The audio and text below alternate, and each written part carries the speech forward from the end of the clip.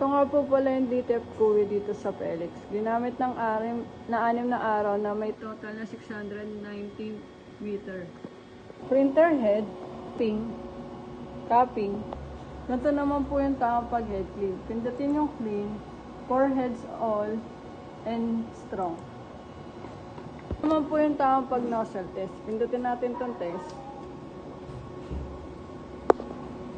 Ito po yung nozzle test. Yung system ay tama lang. Base tank nilinis ng Friday. PRN ground wire. Ito po yung in-use supply. Used supplies. Ito po yung un-in-use supplies. Ito po DTF Coop, ginagamit po siya sa Kuwi printer.